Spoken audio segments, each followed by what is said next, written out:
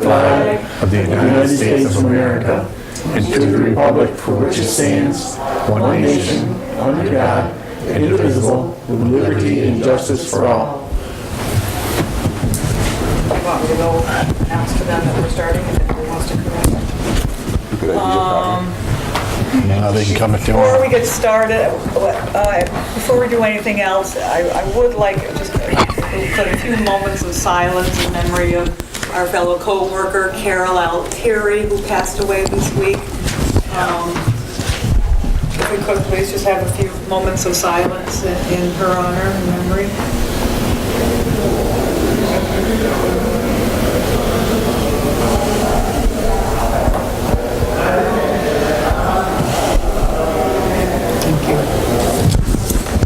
Second thing I wanted to announce up front is Dorsey Crammon. I'd like to say, this was your last board meeting. I know that. I'm well aware of that. How long have you been a councilwoman? 8 years. And how long were you were with the town of Ticonderoga prior to that? 10 years. 3 years for the, I've been here 21 years. That's wonderful. Thank you very much for your service. We'll try to take it easy on you this evening. Your last meeting. I will do my farewell address. I might not take it easy on you. Okay, at least we've been duly warned, right? Let's see, nobody signed up to speak, but did you have something that you wanted to say? Okay. Do you want her to go out and let them know if they're out there, whether they Oh, I told them. Okay, okay. I was coming in for the board meeting here. Okay. Number two, motion to accept correct minutes. I'll move it. You had the regular town board meeting on November 10th, you had a special town board meeting on November 14th, and you had a special town board meeting on December 2nd. Steve moved it, is there a second? I'll second his motion. Discussion? All in favor? Aye. That carries. Committees, there's not a whole lot of them. But we will start with Public Works. Councilman Taylor? Okay. We did have our meeting on the 29th of November at 8:30 a.m. with myself, Councilman Cook, John Deming, Tracy Smith, Todd Hodgson, Pat Carney, Stu Eustis, Dave Luliano, Jody Alcott, Rin Fraze, Shane Porter, and Shana Porter. The minutes of the October Water Sewer Committee were accepted with no changes. Shane and Shana Porter, discussion was held on the easement for the maintenance and repair of the infrastructure that currently exists on the Porter property. John Deming or Tracy will provide Pat Carney's office with the map and structure locations. The bond resolution for the St. Clair Wayne Avenue project has been passed by the town board. The funds will be available in 45 days. Construction plans are complete, but due to the availability of funds and the late season, which increases construction costs, the consensus was to wait until spring. A resident purchased a vacant lot on the corner of Grace Avenue and St. Clair Street. He has brought in large quantities of fill, which is a concern to the residents in the area due to the already existing issues of stormwater runoff. The town also has an easement on this property for sewer and stormwater, and due to the amount of fill brought in, the manhole has to be raised by 4 feet. This is not what was discussed with the property owner prior to construction. Further discussion on the need for an ordinance to address residents who fill their property, which later affects their adjoining neighbor and/or town property. The town currently has little authority over these matters, but the zoning ordinance has recently been updated and it is in the final draft stage. This one issue is one component that will be addressed. Under the Water Wastewater Supervisor's report, they did bring forth a resolution, or asked that a resolution be created to standardize on pumps. 5 of the pump stations are equipped with flight pumps and totaling 10 pumps. Recommended that the town standardize on flight pumps. The grit and grit removal pumps at the wastewater treatment plant are all Wemco pumps, and it is recommended that the town standardize on these pipes as well. Both of these pumps are considered ERA compliant. And we do have 2 resolutions to adopt as part of your package there, guys. Everybody, that we would do. There is a resolution to do the, yeah, Jeff's got one there for me. Resolution of the Town Board authorizing standardization of WEMCO pumps. The Superintendent of Department of Public Works reported to the Public Works Committee that during this last upgrade of the wastewater treatment plant, WEMCO grit pumps, classifiers, and Cyclone degridders were installed in various locations about the treatment facility. Wayne, can I just interrupt you for a minute? Because Sure. you're reading the second one and you were just talking about the He's reading Wimco. flight. I'm doing WEMCO. I'm sorry. There's a Okay, well, we'll do sorry. flight. I'm sorry. Am I supposed to say the same We'll thing? do flight. Superintendent of Public Works reported to the Public Works Committee over the past several years of 5 pump stations have been installed in various locations about the town to serve sanitary sewer districts.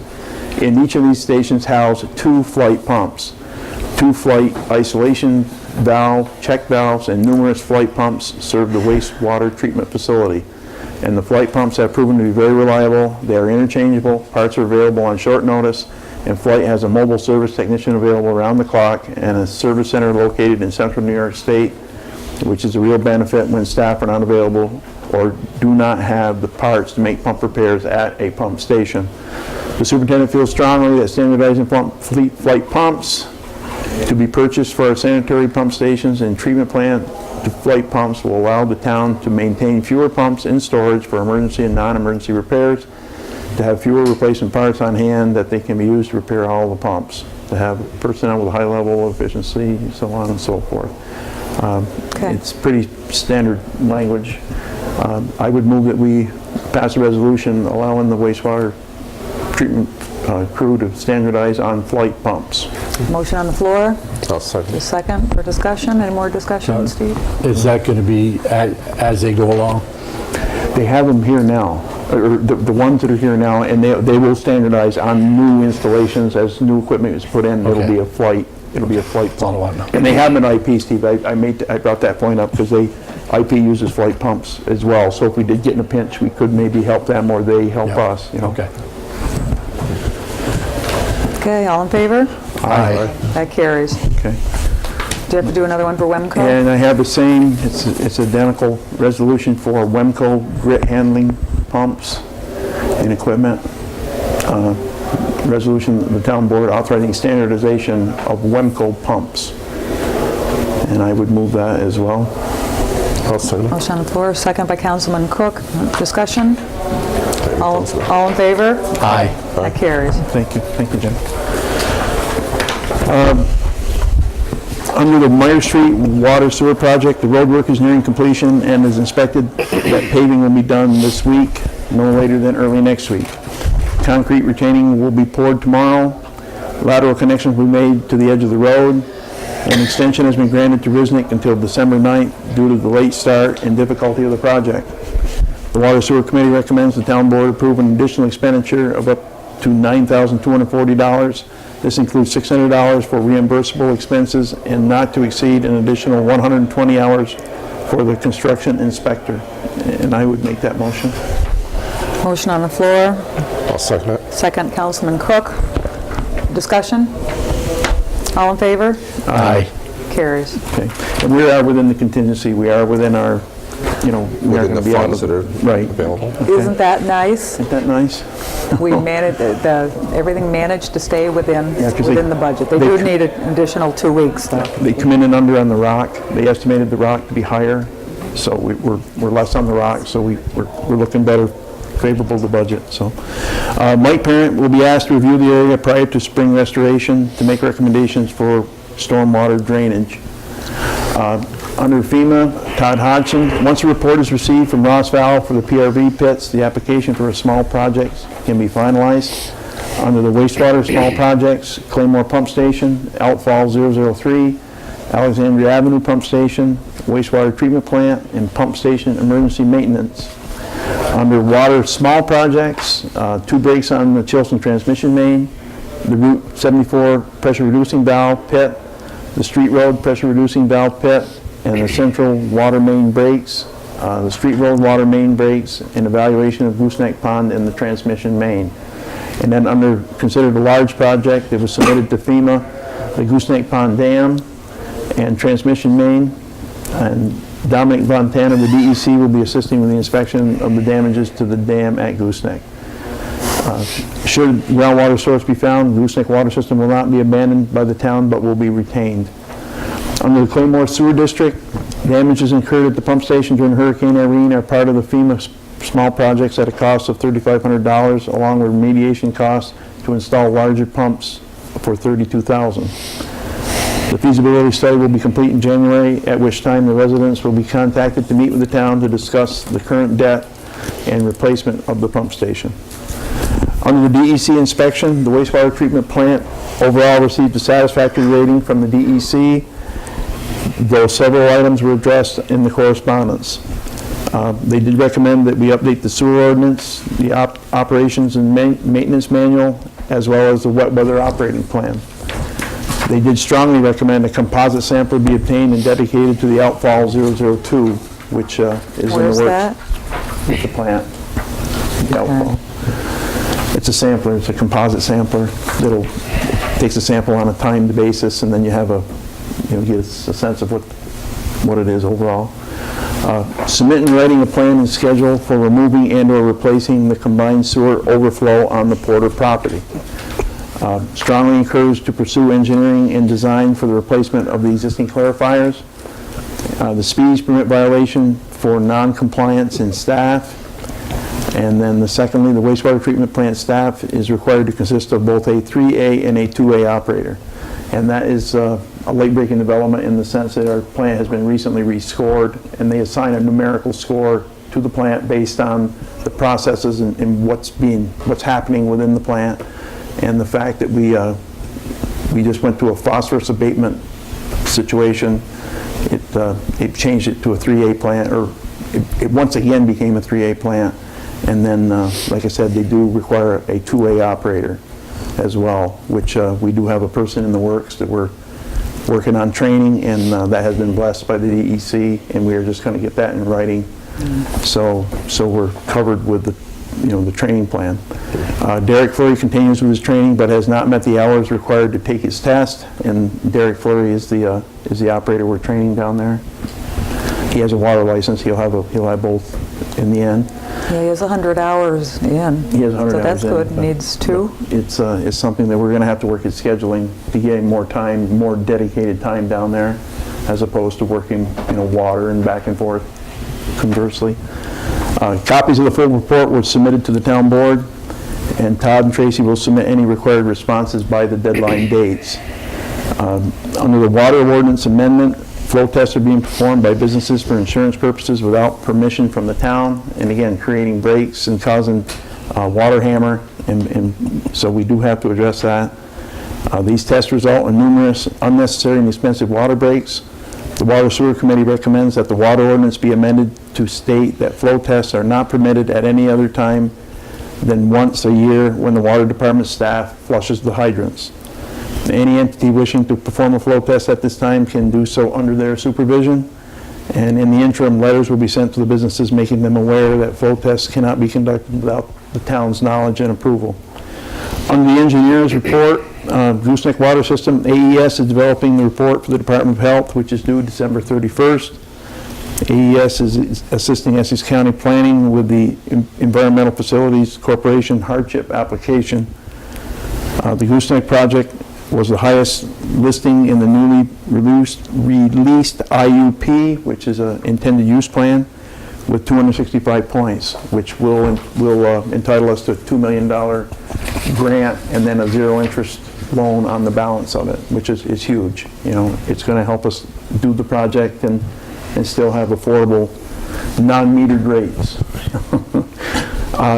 Todd dispersed a handout with information from HydroSource and areas to target for well site surveys, and those surveys have gone out to the hydrogeologists identified areas that were high potential for well sources for the town. And again, they just do a screening, and so these letters have gone out to people asking for their permission, and we would ask that you please respond, and if you have any questions about the letter, I dealt with one today, and feel free to contact any of us here at the town, anybody at the water department, and we'll gladly get you the answers. And like I said, it's important that we be able to look at these sites and try to make some determinations as to where potential well sources would be. A letter will be sent requesting permission to enter the lands of the property owners recommended by HydroSource and the landowners with adjoining property. Under the attorney's report, the sewer ordinance amendment, a committee reviewed a draft amendment that applies to discharging surface water, groundwater, stormwater, etc., and the requirement of a check valve for new construction. And Pat will make the changes, Pat Carney, our attorney, will make the changes that were discussed and resubmit a draft. Under the Secretary's report, Martha Backus, account number 16470. Martha has requested a rate reduction due to the vacancy of her home. The Water Sewer Committee recommends that Martha Backus' rate be reduced to 25% of the current rate, and I would make that a motion. I'll second that. All in favor? Aye. Carries. Thank you. Same thing, Stephanie Frazier, account number 13630. Stephanie has requested a rate reduction due to fire and reimbursement for November and December charges. The Water Sewer Committee recommends Stephanie Frazier's account be reduced to 10%, which is the vacant lot rate. And I would move that. And I'll second that also. All in favor? Aye. Carries. Thank you. On the advice of our attorney, and this is a course correction here, guys. There's no recommendation for reimbursement. We have done that in the past, and we were told not to do it, that we shouldn't be doing it. As far as reimbursed, people that have paid their water rent and then, ask for a reimbursement for whatever reason, if there's been a fire or some reason the property's been rendered. But he told us that we shouldn't be granting. Correct? You concur? Counselor? Okay, thank you. So, and anyway, it's something that we did change. Renee Fleming Knight, account number 50100. Renee has requested a rate reduction due to vacancy of the home and reimbursement for the fourth quarter charges. The Water Sewer Committee recommends that Renee Fleming Knight's account be reduced to 25% of the current rate, but there will be no reimbursement for the fourth quarter. And I would move that. Seconded again, Councilman Crammon. All in favor? Aye. Carries. Burley Henry, account number 20250. Burley has requested a rate reduction due to his sister's home being vacant. The Water Sewer Committee recommends Burley Henry's account be reduced to 25% of the current rate. I would move that. And I'll second. All in favor? Aye. Carries. Thank you. Income survey, over 300 surveys are still needed to reach the 65% requirement. And again, if anyone out there has their income survey sitting on the counter or something, if you would be so kind as to fill it out and send it in. It's not being used to invade anyone's privacy or anything. It's just going to help us to acquire more funding for specific districts depending on the income levels, and we could potentially get a lot more work done on the grant side of it or the low interest side of it. So Oh, yeah, it's really crucial, and we're not even, she's Yeah. not even halfway there. we're not even halfway So there. if people need another form, we're happy to resend another form. If people would be willing to come down to the town offices to fill out the survey, we'd be happy to do that.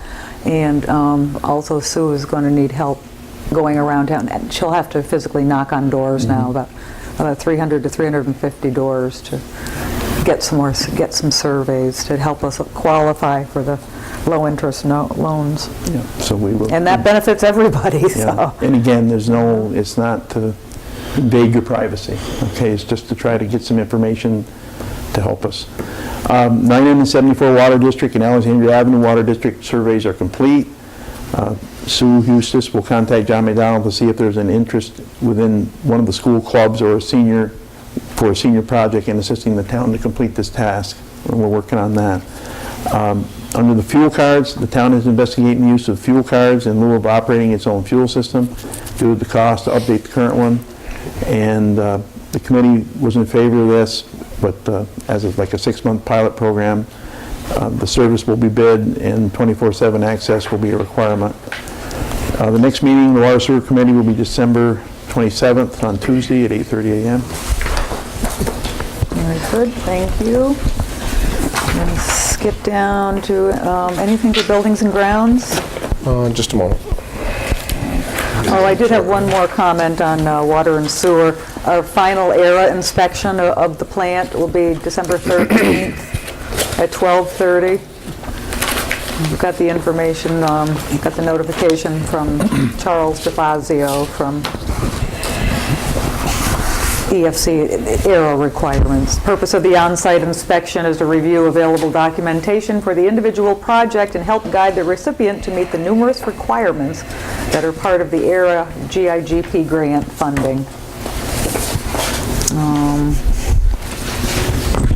And he did give us ahead of time a list of what he'll be looking for. Make sure the equal opportunity posters are there, a variety of forms, subcontractor DBA participation forms. But the boys have all this, so they should have. Signage that gives Era credit.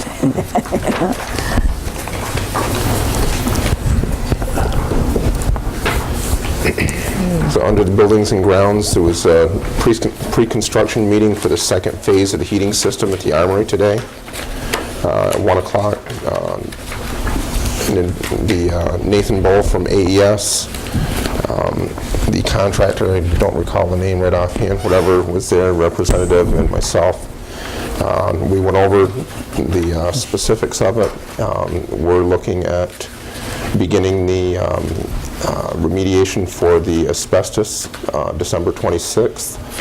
They're hoping to have that done around the first week of January.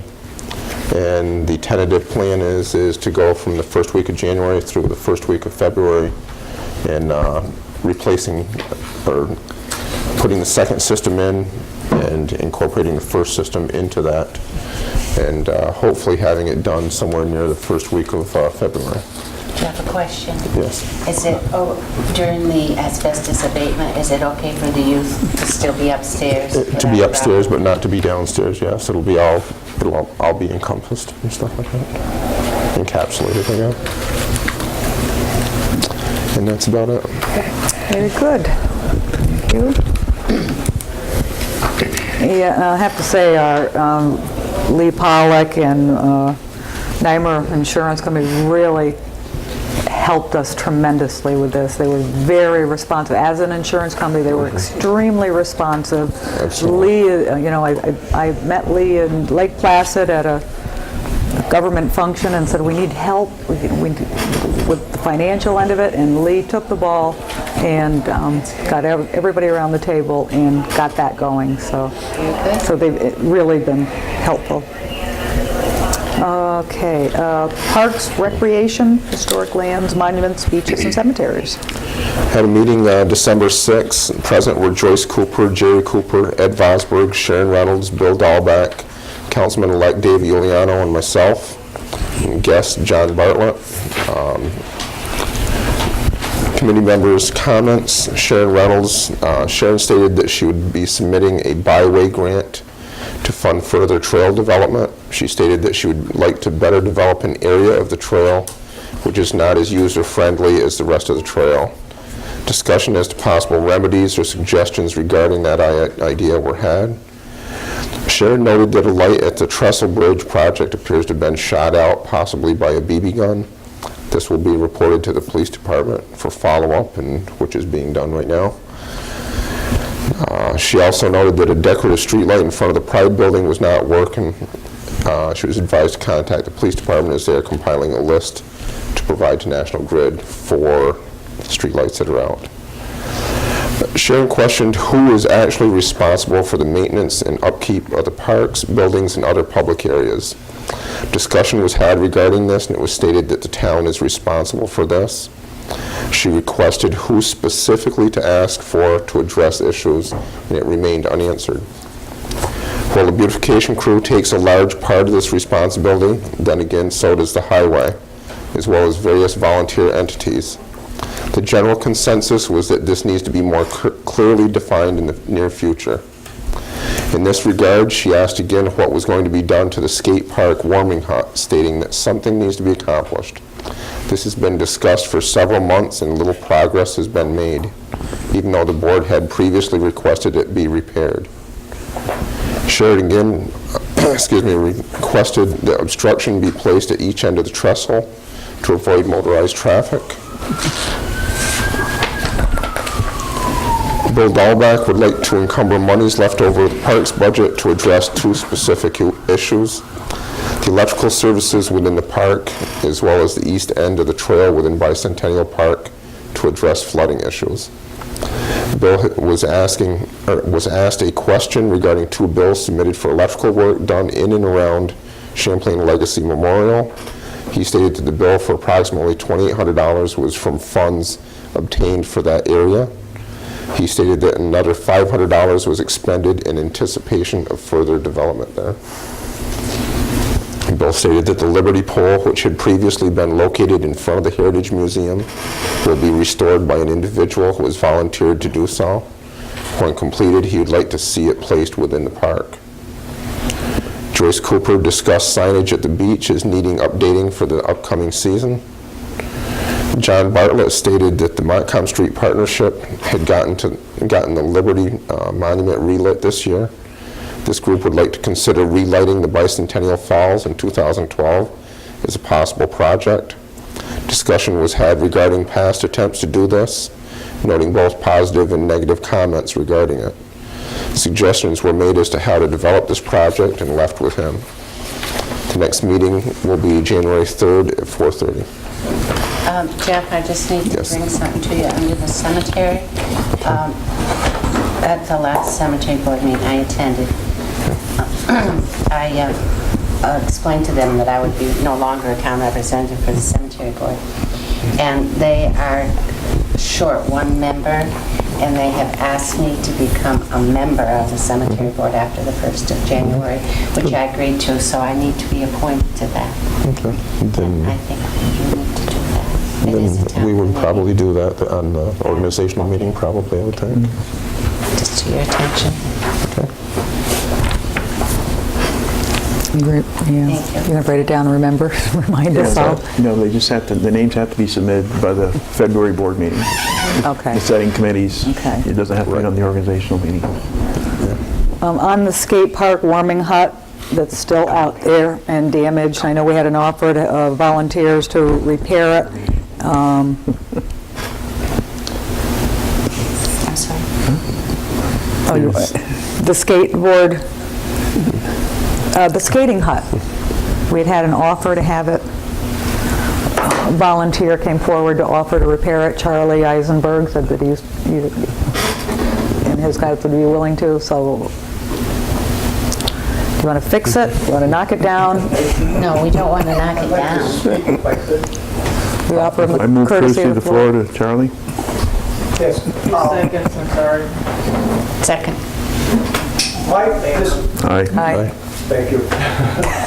My recommendation is to put a 36-inch 9-light man door on there with a key deadbolt, just a standard passive lock that the kids can't lock, but a deadbolt with its key on either side so nobody can lock themselves in or out without a key.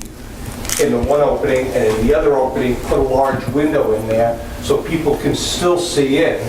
And I don't know if the police department would have the time, but they could set up something where it's opened at one shift and closed at the other. And I have some leftover cameras from Tractor Supply that I want to put on the inside. We'll leave it at that. and clean it up and paint it. I don't know if I'll get it painted before the spring, but at least we can get the front end, all the siding put back on, and it's a good building. There's absolutely nothing wrong with some TLC. And I'm willing to pay for all the materials, and my guys will go do all the labor. It'll probably take maybe 2 days, and for a couple of guys to get it all done. And we can do that as soon as possible before the season starts. You have all your, you'd have to get with Tanya and get all of your papers, That's all. your I went insurance upstairs papers, to workers' look at comp the on. building permit, and Wayne says they have all my workers' comp and liability and disability certificates upstairs, so that could be time to get them from them. They're already made out to the town anyway, so. Okay, so we've been sitting on this for a long time, so would you like to, what would you like to do? One thing, I'm not in agreement for putting any kind of a window in there. Doesn't matter if it's plexi or what it is, they're going to smash it out. It might be better just to close up the one opening and have just one opening. The The only reason I put the window, it's a tempered glass window that I plan on putting in there. It happens to be an insulated window. But if families are there and the kids are inside and they're outside, you want to look in and make sure that the kids are behaving or being taken care of. That was my only view. But if I put that camera up there, at least it will give the impression that somebody's watching. You know, maybe we can I'll replace it for breakfast. I just think it would look nice, and we'll see how it lasts. I mean, you can break the glass. It's a good idea. I'm not saying that, but look at the amount of times we've had to replace the glass down to the train station. Same type glass, tempered glass. And that right there, I bet it wouldn't last a week. We have a lot of criminal mischief going on at that place. Because the other thing is, if they lock themselves in, nobody can tell what's going on in there. And then parents won't let their kids go in there because God who knows what's going on. That's just my personal opinion. I had kids, and it was just a door there, the door's closed, and I can't see what's going on in there. It's either that. Skate park years ago, the basketball Yeah. court, that was nice. I mean, I remember bringing my kids there. There was windows and there was a door in it. You know, you could sit inside and watch the kids. I was lazy. I sat in there and watched my kids skate outside and stayed warm. Different climate, though. Yeah. But But I think It's either we- that Maybe in the or winter I time. think we it'll- can't put two go doors ahead. on.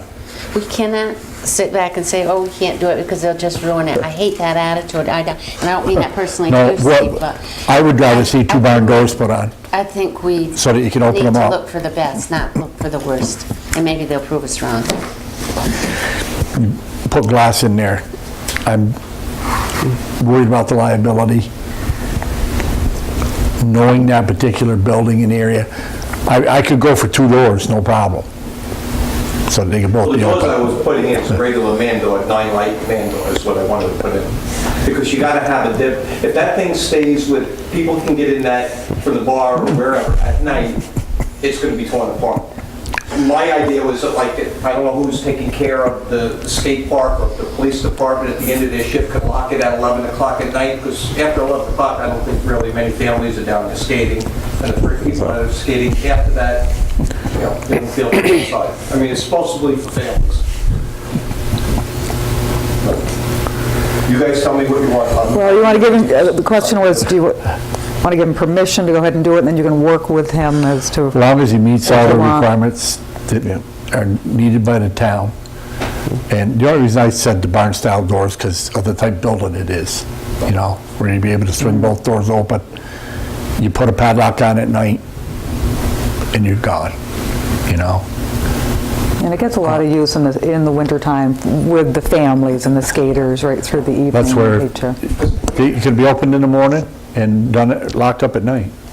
As, you know, I remember with my kids, I don't like the cold. So I wanted to sit inside and be able to look outside and watch my kids skate.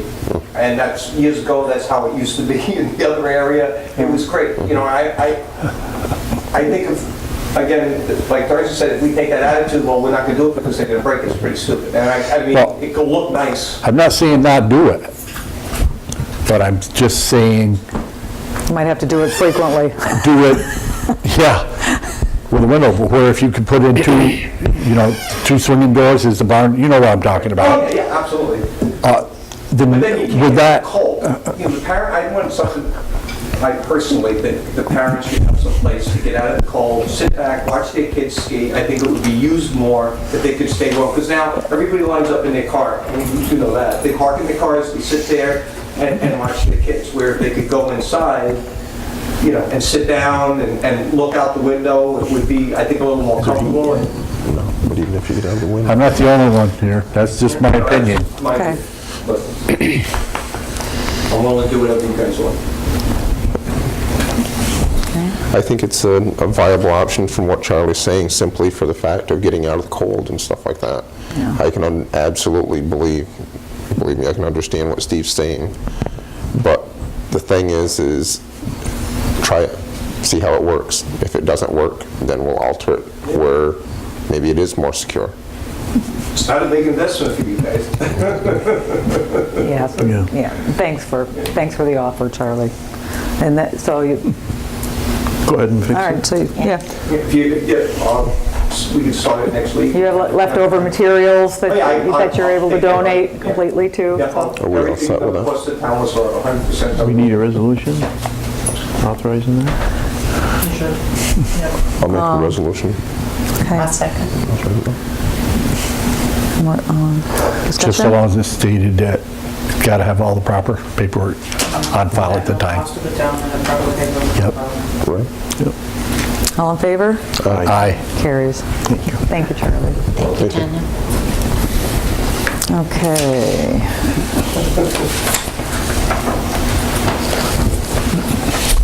No economic development meeting this week. We'll go to airport.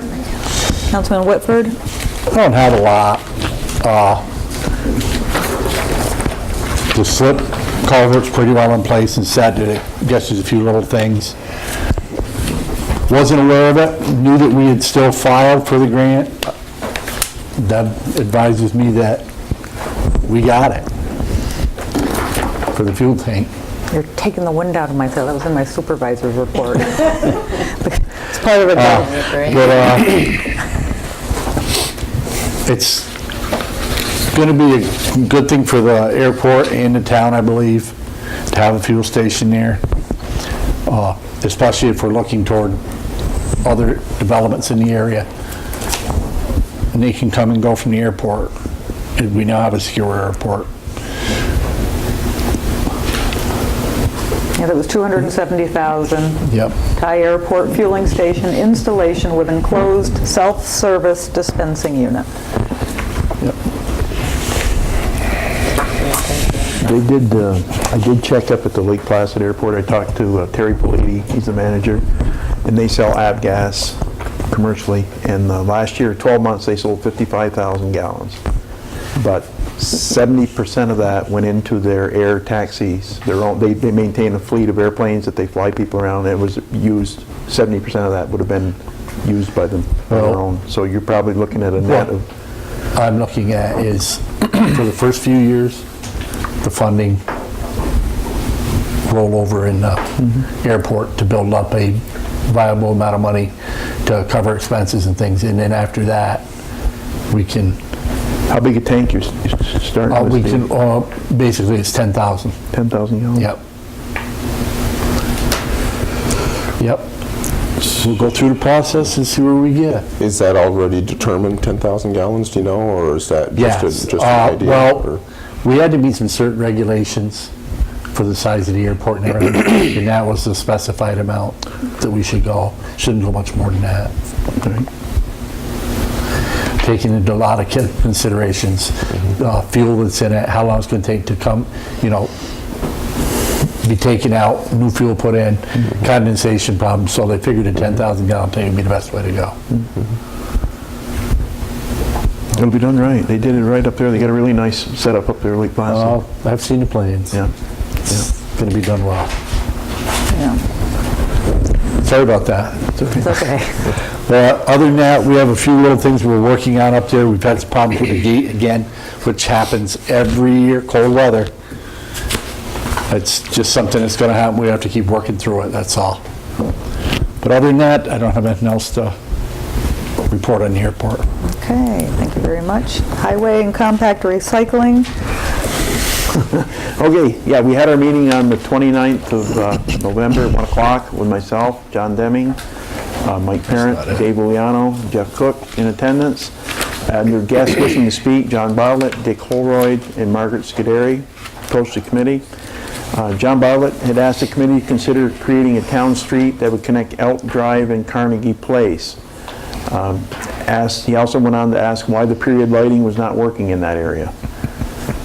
And in commenting on our 2012 highway budget, he just questioned the wisdom in removing highway equipment line items from the 2012 budget.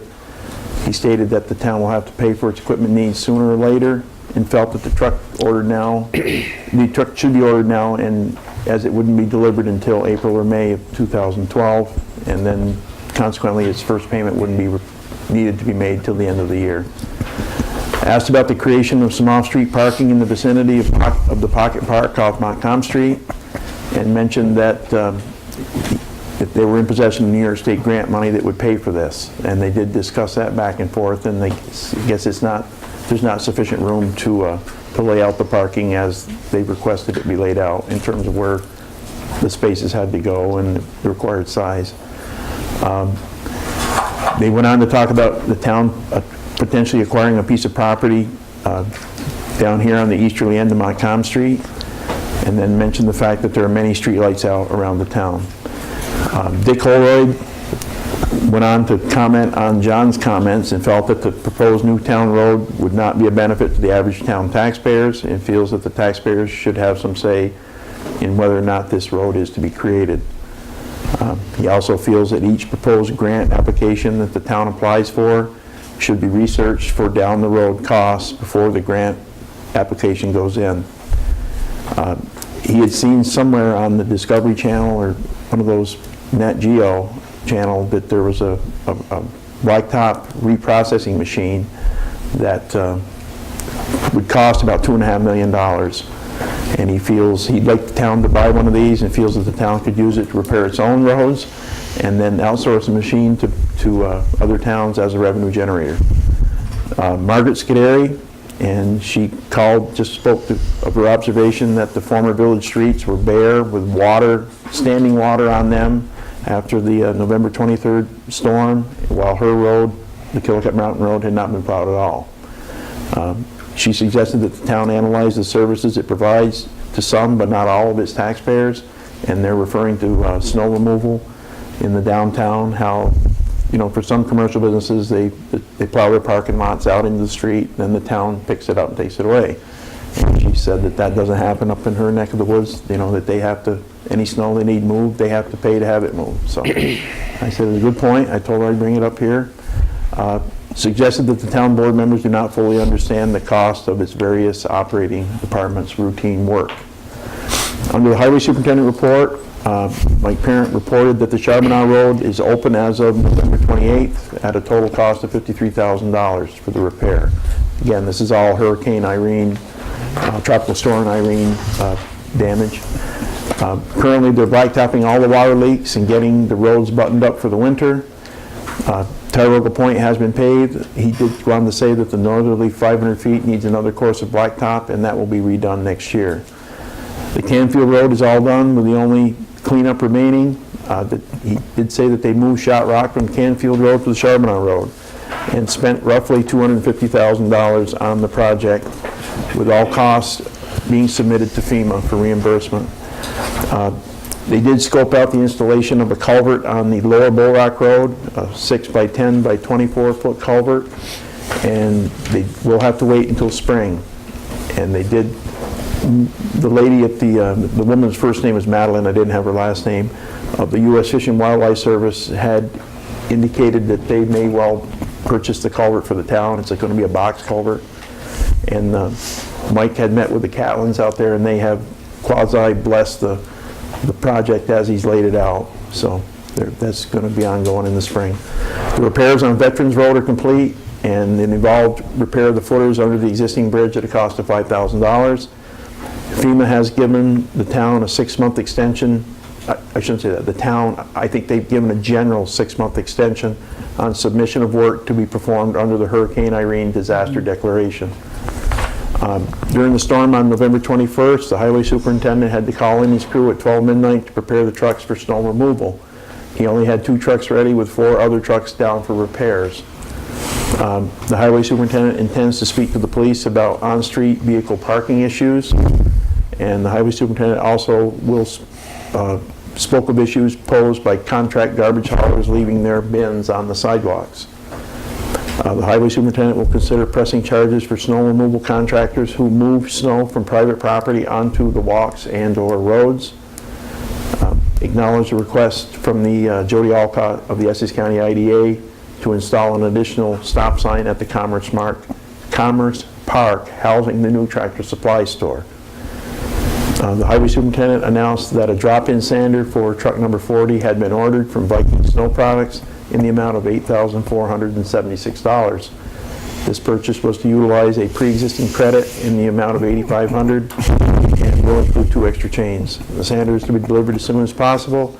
There was no deputy report, and we did want to publicly take the opportunity to thank Pat Armstrong and his staff for helping with the flood-related work. Pat was very instrumental in the Charbonneau Road project, and again, went above and beyond, and we'd just like to express our heartfelt thanks to his whole organization. Under the survey report, John Deming, he commented on the Elk Drive Carnegie Place connecting road, and he said there was very many easements and buried infrastructure. The next highway meeting will be December 27th at 1 p.m. We got one thing Yep. in regards to this. Yep. In regards to the highway deputy superintendent, Mike asked that we make mention that he had named Farley as the highway deputy.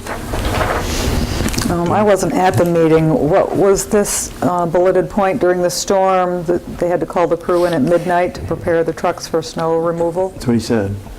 That's what he said. On the 23rd, it was 2 days before Thanksgiving, the day before Thanksgiving, the Wednesday before Thanksgiving. That was the night of the storm? That was the night it started snowing, and they hadn't had occasion during the day to get the trucks ready. Again, this is my understanding of what happened. I'm not saying this is exactly what happened, but that was the way I took it. Okay. That they had to come in at midnight to get the trucks prepped for snow service.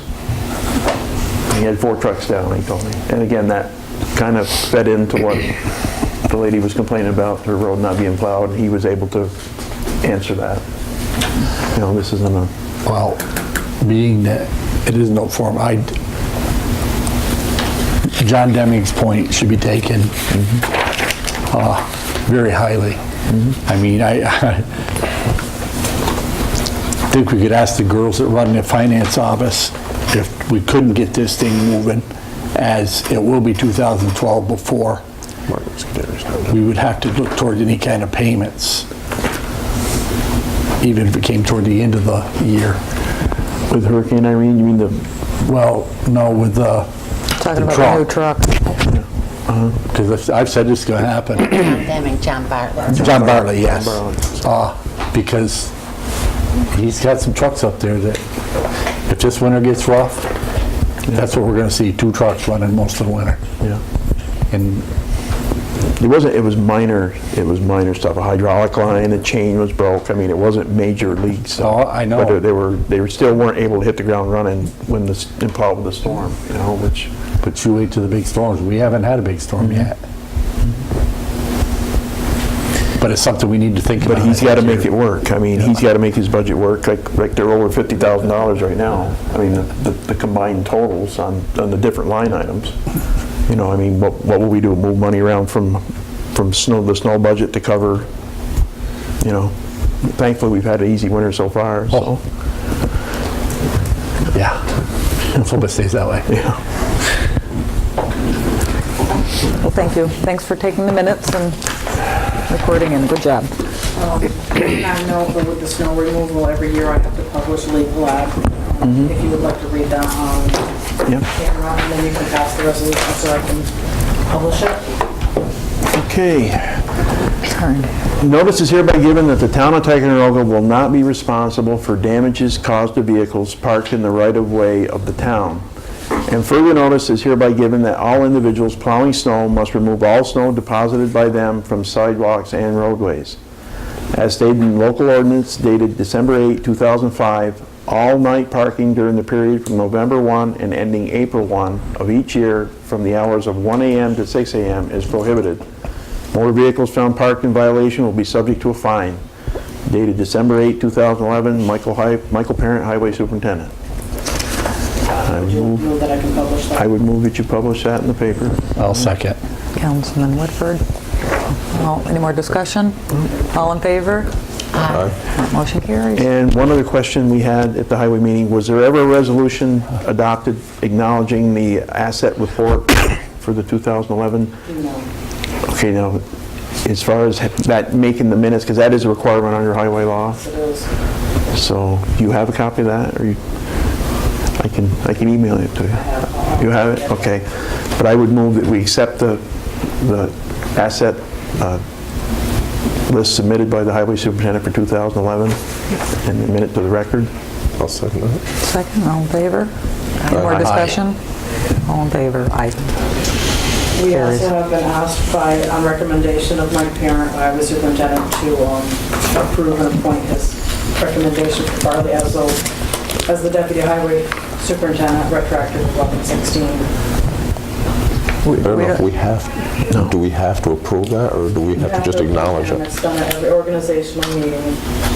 Rick is done, he's appointed Farley. So the board has to acknowledge his appointment. Right, acknowledge it. We've acknowledged it, but it's his appointment to make. Right. That's, Right, but you do that every organizational meeting. Actually pass a resolution doing that, and you should do that tonight. Because he has to be given a notice. It's part of his duties. When somebody's appointed, it's all done per resolution. I'll make that resolution then.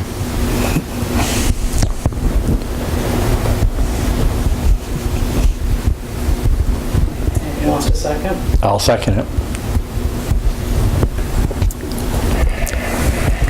Any more discussion?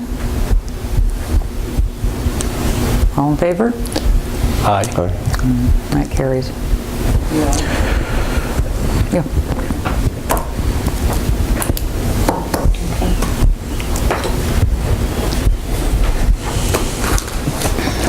I guess that's all we got.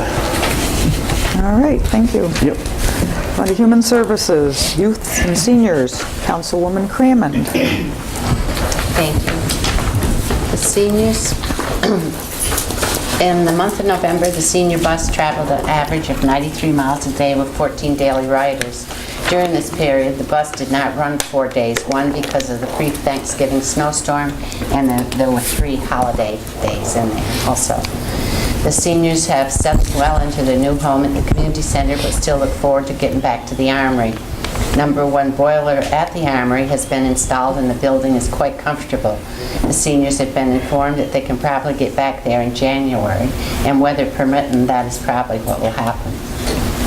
Today, the seniors are on their trip to Albany to view the Christmas lights in the park. The only other activity this month is the ACAP supper on December 15th at the DFW building. The end-of-month stats from the Senior Center at the end of October, there were 164 members, 122 volunteer hours performed by 41 seniors and 22 guests, for a total of 683 participation hours in 25 days. At the end of November, there were 147 members, 100 volunteer hours performed by 76 seniors and 22 guests, total of 685 participation hours in 18 days. The next senior meeting is January 9th, 2012, at 1 p.m. at the community building rooms. Very good. That's it for the seniors. The Youth Commission.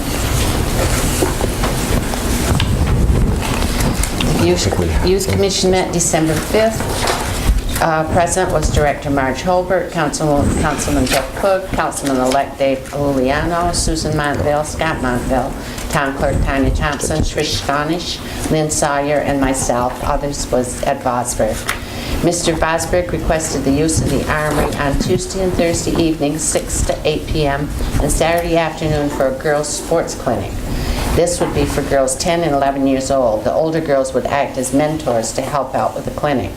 As the Armory now has heat and these times were open, Director Marge Halbert welcomed this program and committee agreed. And does the board have any questions or anyone opposed to that at all? No. Okay. Commission member Trish Stonish announced that family volleyball would be starting in January. This is held Sunday afternoons and has in the past had as many as 50 youth and adults participate. The youth activities for the month of November have had increased attendance. The last dance for grades 6 through 8 held at the community building had 88 youths attended.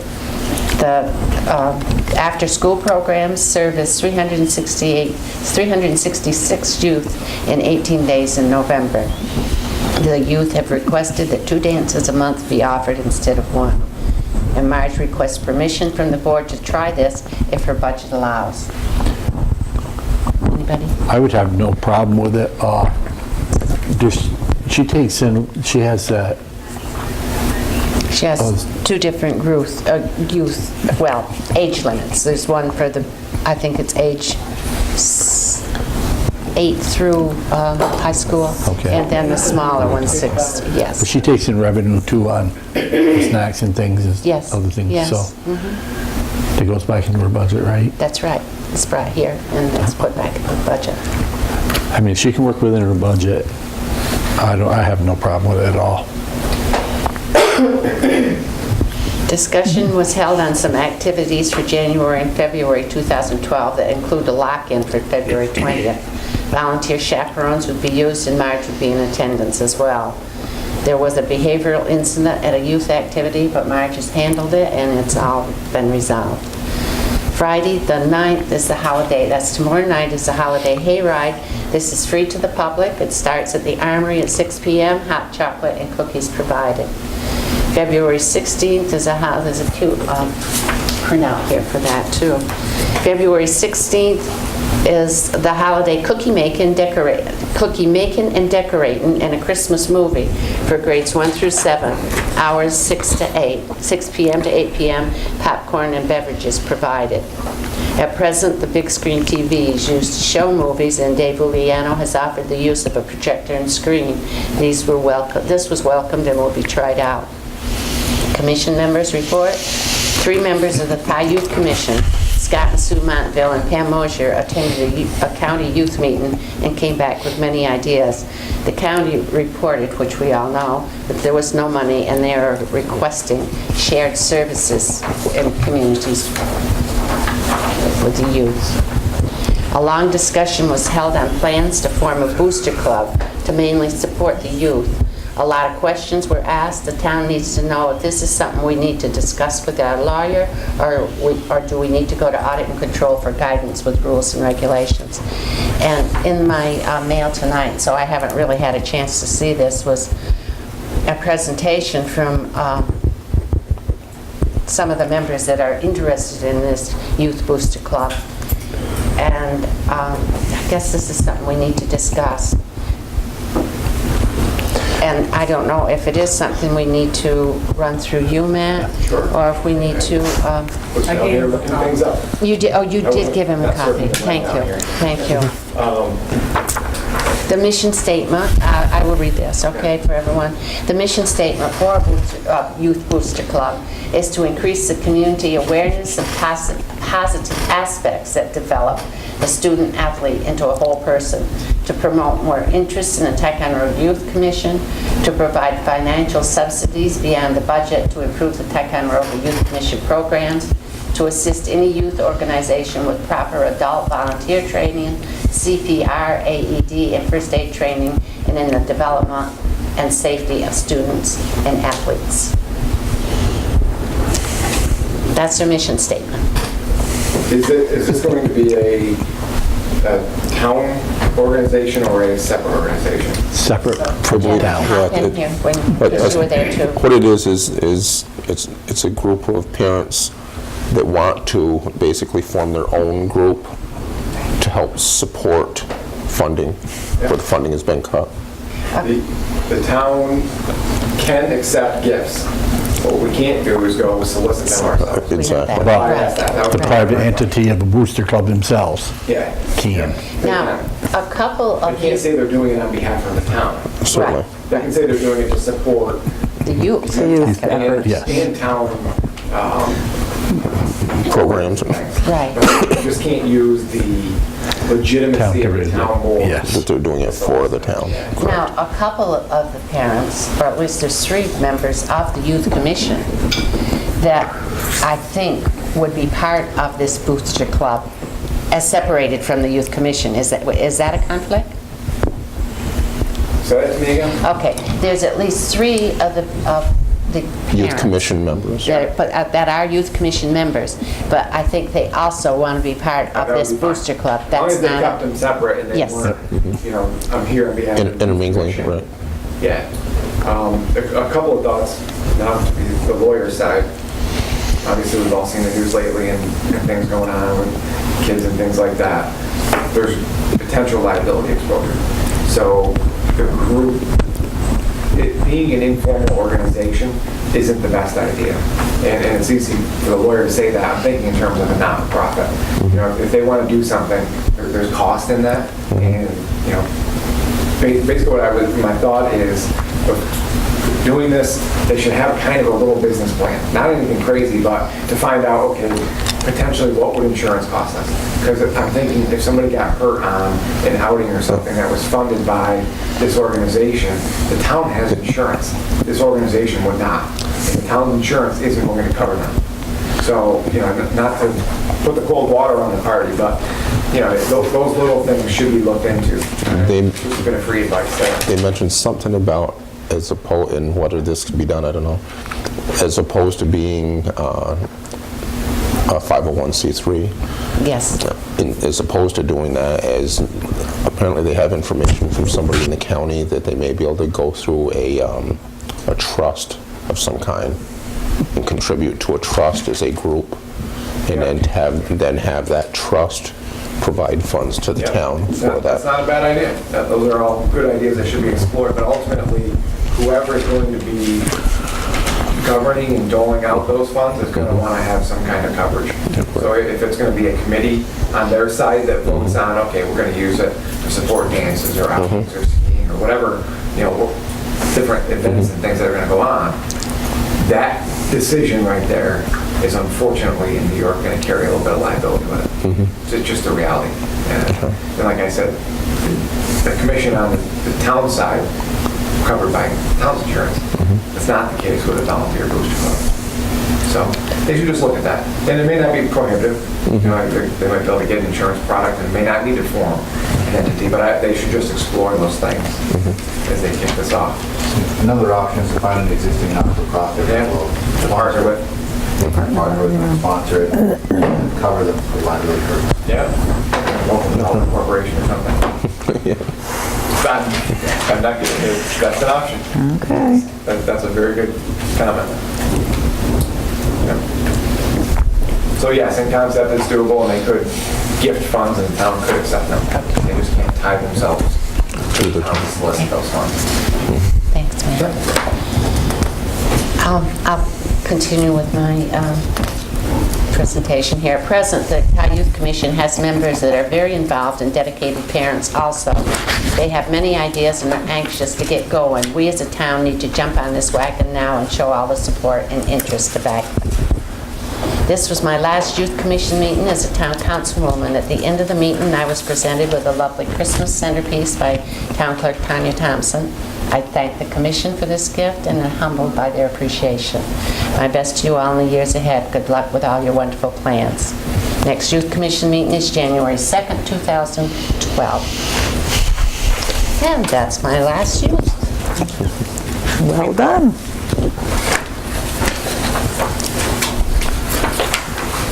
I do have something else for buildings and grounds, if you don't, You want to scooch it in there? if you don't mind. Additional, something for buildings and grounds? Yeah. In regards to, we had talked previously, in regards to buildings and grounds, office space for the LDC. We have another option that may be more viable for both them and us, is part of the Armory building. There are currently 2 small offices in the second floor that are vacant, and there are a couple other smaller rooms downstairs that are not necessarily utilized right now. I'd like to look further into what would be the best use of space up there and be able to have TRA be able to go up there and utilize whatever is most convenient. I'd like to coordinate with the youth director as to where that space might be the best location. And I'd like to get right on this right away. That would relieve some issues here in this building, and it would also give him, I believe, a lot more privacy. And would be covered under recreation use. Oh, the reason, I would think it would be because if he's looking for grants, he's looking for grants for recreation for throughout the town. I would think that that would be more than sufficient if he's, And the other thing is the building didn't have to be used 100%. I don't think, It has to have the largest majority of activity from the building. Yeah, Has to be recreation. any youth. So, I'm not- which I'm mostly it not is. about No, it. I know. I won't even be here for the downfall of Yeah. this, so. I saw the comments and the exchanges and things, and your point's good. I would just ask you time to send that stuff down to me. Yeah, just, let's make sure, even at the expense of a couple of weeks, to get a letter down to whoever, and get it back from them. If it says that it's not exclusive for recreation and there's some wiggle room, well, it's okay, but if it looks like something we may want clarification on, because and even if it is, if we can articulate the fact that he is going to be doing grants and development for the town and stuff like that, that would also correlate to recreational opportunities, whether it be at the Armory or within the town, whatever. And that don't we needs have to a be referendum of agreement from them? I haven't. an MOU. I was ready to send this week, and then those emails came out about the other spot. Okay. That's why I'm looking at Deb, because she called me and asked me about it, and I have not gotten it out for that reason. Right. And Because that's, I knew this was going to come and up. I'm pretty sure it's going to state that, though, What's that? that it's not exclusive. Oh, I thought you meant the one with TRA. Oh, no. Yeah, no, I need to see that, but I have not sent the final. right, with the TRA, which, I haven't. They wrote it and sent it to me. It's changed, I should have to back. Okay. I want to know what you're going to do here tonight. And my thought being that if this is something, now you'll give me this stuff down, I'll take a look at it. If it's something that's going to take a few weeks to resolve, I'll send it as it is with a sentence in it that it can be, that the space can be redesignated by the town board. I'd actually drafted it in there. That's a great idea. Yeah. Because you don't know On how long notice, it'll take. not on Yeah. an hour's notice, but on 30, 45 days notice, whatever. Yeah. You know, unless they accommodate it shorter. I have actually already some language put together for that. Well, I meant the state of New York, when they turned that over, do you have that? No, I'll look at it. I want to make sure it's either in the deed or in whatever document they turned it over. when I spoke to the individual from, I can't remember what, GSA, I guess they call it, whatever, they had made mention to me that they were aware that the school district was in there, and it was not a permitted use under the terms of the contract. They said that it is for recreational purposes. Who's above that? Is it, who's the oversight? GSA, the General Services Administration. OGS? Yep. Yeah, GSA, General Services Administration, they administer all of the lands. OGS. Yeah, yeah. Oh, GSA is the federal one. Yeah. Yeah, that's right. We could certainly put together language that tied recreational, tourism, cultural development aspects of. Do you guys want to give courtesy to the Board of Adjustment first before? Certainly, Okay. all the things that we did.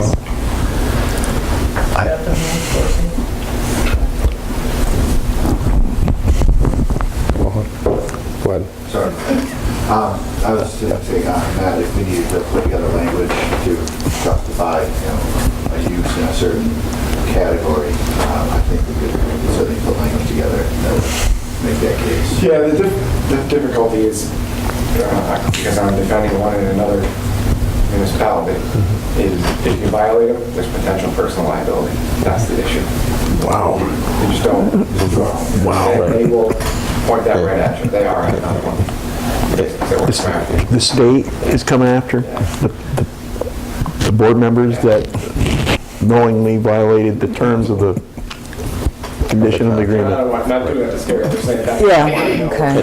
Well, you know what? Put them in that position, I'm serving on them, but you Yeah. Exactly. Hand them the keys to the door and say, there she is.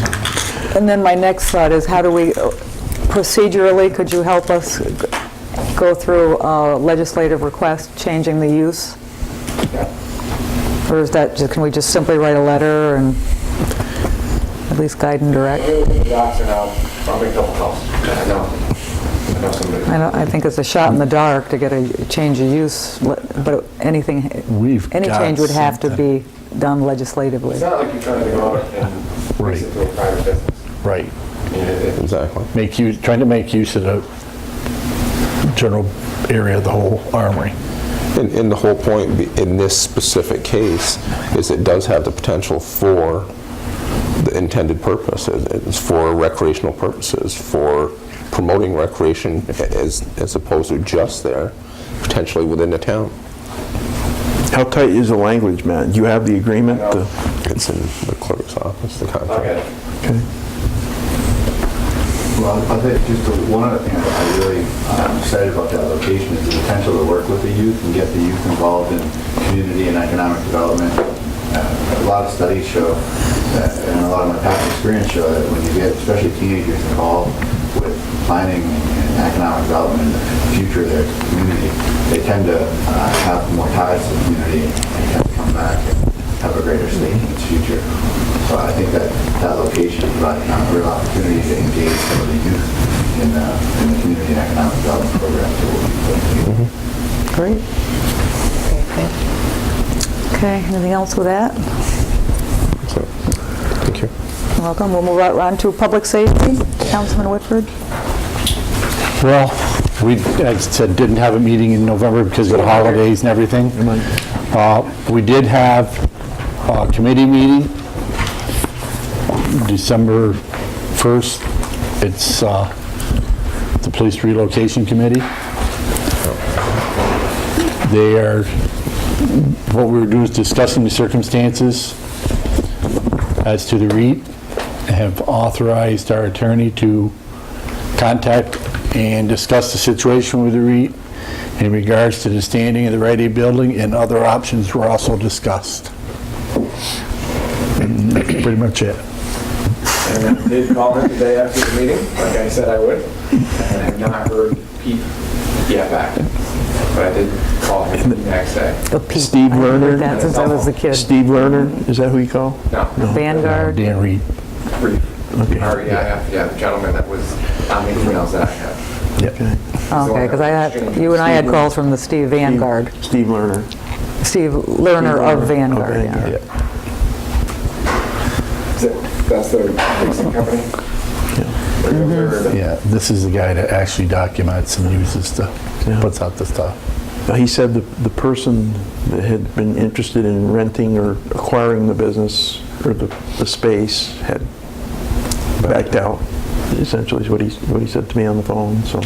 And my message to him was that we had heard that, and that, don't take the silence that's been going on a couple of weeks for lack of interest. The town's still interested. We heard about the other offer, and we'd like to discuss it. And I left on my cell phone too to call me, so. Okay. That was, What are they doing at the Rite Aid building right now, though? I keep getting asked that question. I have no idea. He said that it's just maintenance, Yeah. their own maintenance on the building to maintain to deal with some of the issues that, All the inside, it had Roofing. leaked, and most of the tiles had to be replaced and stuff in there, so that was taken care of. They got the new roof on, worked on the heating unit. I think that's it. Was that me? Yeah. I thought it was a good meeting. Yeah, it was. The committee was justifiably concerned that nothing had gone on for a few weeks. And I had to explain to them that. That wasn't the I'm talking case. to you guys, I work for the town board. I can't relay conversations and things that I'm having with you, things I'm being asked to look into, legal issues that are happening. I can't give them all that information. Sometimes it's not a good answer for a public committee or a citizens committee, but it's the reality of how I have to work. I can't exchange information when they're calling me, because that's my agreement with the town board. I can't answer every taxpayer that calls me and give me information, because then I'd end up, the bills would be just astronomical if everybody was just calling me on things. So all in all, I think they were definitely a little concerned at the end of the beginning, and I'm hoping that it was good dialogue, because we were doing things. I mean, yes, it was a busy month, don't get me wrong. And I made that, we had some things going on, but we were looking into this, and it wasn't just sitting around. We had numerous discussions on it, so it's, it was moving We'll keep along, trying. and I wanted to, that's why I came up. It was good Hard to to have you relay there. that over the phone, and I wanted to be there. Yes, that's very much appreciated, too. I know it went well. Okay. That's see it. All right. I just Debbie, have I've got one more thing on that gas pump situation at the highway garage. I didn't, it should have been part of my highway report, and I didn't make it. We had been looking into the use of Wright fleet cards for fleet use for the town. Essex County uses them, New York State uses them, and pretty much the fleet cards are limited to people that are roaming out and about in the, not at any one port of call and need fuel. The cards can't be used to usurp the competitive bidding process. The girls called the comptroller's office, and we did find that out. So technically, we would have to produce a bid document, a bid spec, and go to bid on our gasoline and diesel as a town entity. Again, I didn't want to authorize the attorneys to do that. I might say so long, to the pleasure of the board if they want to go forward with it or not. I talked with Mike Parent at length about it at the highway meeting, and we have a verbal quote from somebody on the installation of a gas pump at the highway garage, and I was told it was $27,000. We do have a responsibility for the accurate dispensing of tax-free gasoline in these vehicles. Okay, we administer the program. We should have a system in place where accurate records are kept. The people can be reasonably assured that the gas is going where it's supposed to be going. Consequently, right now, we don't have that. We have a key, and no one knows where the gas went, who took it, what vehicle it went in. You don't have a clue. So at any rate, that's where it is. We can bid the gasoline out of the Port of Albany. There's some kind of a benchmark daily rate out of the port for unleaded gasoline and ultra-low sulfur diesel. And the people that would bid on this would be bidding their margin call, okay? Which, again, we don't want to preclude anybody. We want to make sure everyone has ample opportunity to participate if they want to. We will be needing diesel and gas, roughly 30,000 gallons a year. And like I said, I didn't know, what the pleasure of this board is in terms of going forward with it. But we will need a specification developed, and we will need bid documents produced to be put in the paper if that is the course we want to take. Personally, I'd like to see us look into it, just for the reason being that we have the issues that we had there to begin with. We may be able to save some money on what we have to spend for the remediation work, for concrete, different things like that, whatever, if we get rid of the tank. My thought is I have concerns about down the road, or are we going to have to do the same thing as a commercial establishment, putting fire suppression in, doing different avenues like that, whatever that's going to cost us more money for the same scenario we have, and still having little cast iron, basically, documentation of where stuff's going. I would personally rather see if we could work some system out where that documentation is done for us, basically, and provided to us. They would have to run invoices at whatever facility gets the bid. They would have to maintain an invoice. Truck 40 comes in, 45 gallons of diesel. It would be their responsibility to deduct the taxes and then bill the town the net price. Mariah did it, and I do have the bid document that they sent out and put in the paper, which I don't know if it may be able to be, it's a Word document, maybe we could doctor it up, but I'd like the attorneys to be involved. I know that the state DOT up at Elizabethtown just put in a brand new facility, and they do have vapor recovery, coaxial hoses on their gas pump with a vapor recovery system on the gasoline, and they do have fire suppression, which is, I would presume, a requirement. I was trying to get the copy of their specification from their maintenance people. I haven't been able to do that yet. But it's brand new. Northeast Petroleum just put it in. It's brand new. I got pictures of it. I'll email you the pictures. But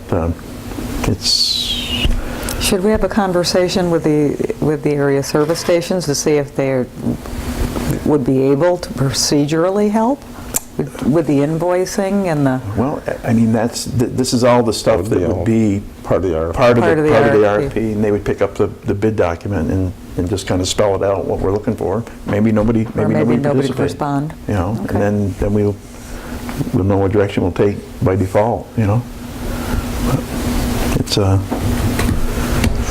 Okey-dokey. okay. So we are going to go forward, and the attorneys will prepare the, Can you email that to me? which one? Mariah? Yeah. I'm going to make a motion on that. Whatever. Yes. You move it, Motion on the Jeff? floor. Yeah, I'll make a motion on that. I'll second it. What is your motion here that we're actually going to advertise? We're going to Yeah, okay. create a specification for ultra-low sulfur diesel and regular unleaded gasoline to be published in the paper of record, asking for competitive bids on. What did Mariah's cost come in? Were they able to get a cost bid under it? I don't know, Steve, I don't know that, I can't answer that. I can show you the document that they created, or that they posted, and it was something, it wasn't technically perfect, but they went with it anyway. And I think it was for, heating fuel and something else, but they did their own posting and did it in the paper, and, because there's people that could, I don't know why they did it, why they didn't buy off state contract, I don't understand, but that's what they did. Guess it's worth taking a look. Good? All in favor? Aye. That carries. Sorry, guys. That's okay, I know we're flitting back here a little bit. I'd like to flit back just briefly to the police, Steve. I met with Lee Pollack from Nymer Insurance. He said annually it's important for the police department to go through policy and procedures with the employees, and that he'd be willing to come up and help them go through that, just make sure they're refresh everybody's, just like a little training on the policy and police officer policy and procedures. I would Do you like have to ask Do you Mark have a, to have the floor. I'll second it in a minute. Aye.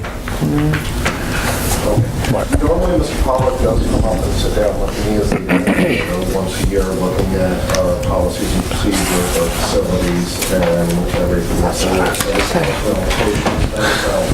probably 3-4 hours. that's basically what he's looking for. Oh, okay. I've never had to meet with my employees individually. As an administrative meeting that normally has with me. No, he would like to have the administrative with you, and then you pass that on to just make sure everybody's conforming, and only because he's saying that times are, during tough economic times, it's much busier for the police, and those are the times where it's very important for the police to be able to be refreshers on policies and procedures. Mark And claims keeps a go up, pretty yeah. good Yeah. arm on the boys and keeps them pretty much in line.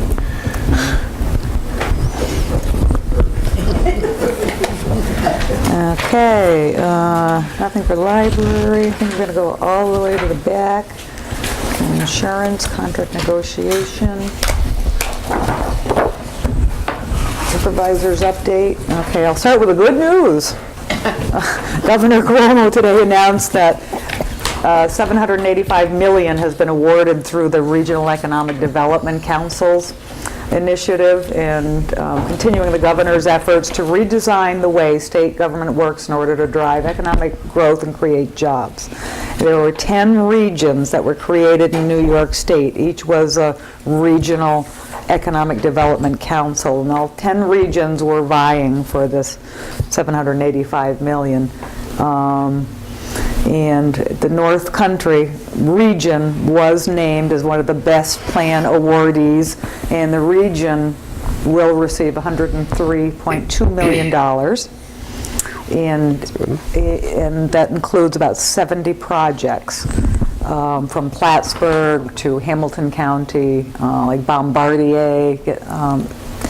There's a breakdown of information that's available on the website. Ticonderoga did get the $598,000 for the John Street sewer improvements. All grants went through the regional economic development councils now. So in addition to the Thai Airport, $270,000, Thai also was awarded the $598,575 for the John Street sewer improvements And that- to address combined wastewater and stormwater sewer in that And that will help area. us pave Schuyler Street as well. I mean, that's huge. you Yeah, know? it really is, because then nobody got anything until like Saranac, Lake Placid, Saranac Lake, Plattsburgh. So I know the grants can be kind of a bone of contention to some people, but that's how we're going to get our infrastructure done. And they know that Ticonderoga, when they get their grants, they see them through to the end, and that's not a common And practice. that's what So storm we and have a- sanitary separation work, and it'll give us back capacity in our sewer plant, you know? I mean, it's great. That's great news. It's going to be good news towards the...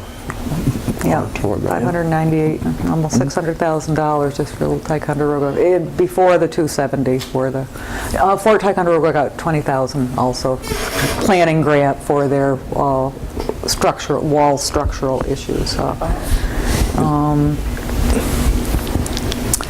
that was pretty exciting. That was just announced today. Now, couple of resolutions. I don't know. Got one from, oh, here it is. Resolution to enter into the intermunicipal agreement preparation and implementation of community stormwater management plan, which is the Lake George Association $15,000 planning grant that Ty also got with no town costs. It's planning. Thank you to Walt Lender and Dean Cook. Was that part of your package? They did send it to me yesterday, and I took a look at it. I reviewed those Lake George Park Commission grant documents for the LGA in the past, and they're the same. Now, the strings that are attached to those are the same as with state money.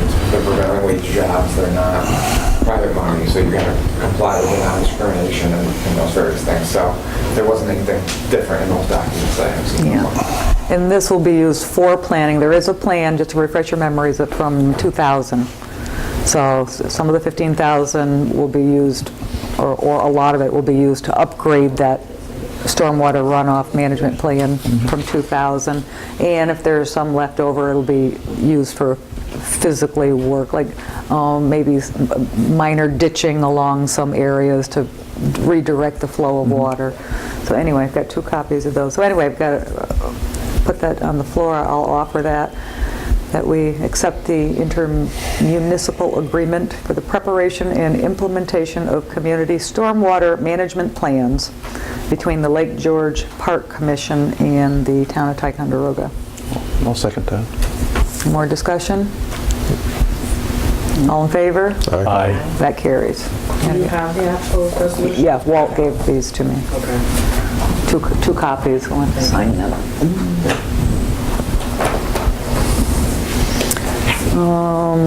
The other news, I announced upstairs at the public hearing that the Department of State, J.D. Woods from the Department of State notified us that the rezoning grant C-069946 was approved for the Extension X form. The project has until 3/31/12 to be completed, and it will be almost impossible to get additional extensions after that. How And many times did you say that? And it needs, as many times as I was asked, need to send a report and update the project. Another update on the Eagle Lake Milfoil project. Last time you heard from us this summer, we'd gone to the DEC, had a roundtable with them, and they were very supportive of the use of Renovate in the lake. At that time, the APA was not able to make the meeting. They now are ready to ready and willing to schedule a meeting with us, and that will be in January, so we're working on those dates with the Eagle Lake Property Owners Group, and to have some more meaningful discussion. Let's see. Oh, the end of year meeting will be Friday, December 30th, 1 p.m. You all have that? 1 p.m.? That's a change, right? No? Organizational meeting is January 9th. You can pass a resolution just to schedule that. That's a resolution to schedule it. Separate from the organizational?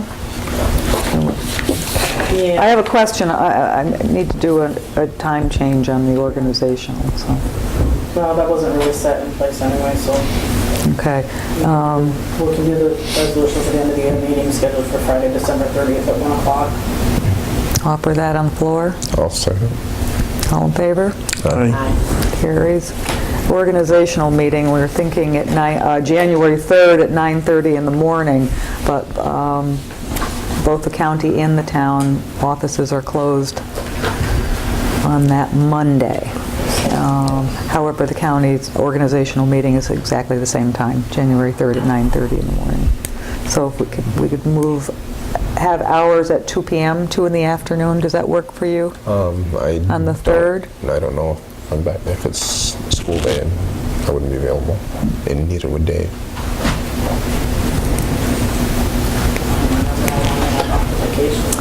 You could make it the following day. You could make it the following day. 4th?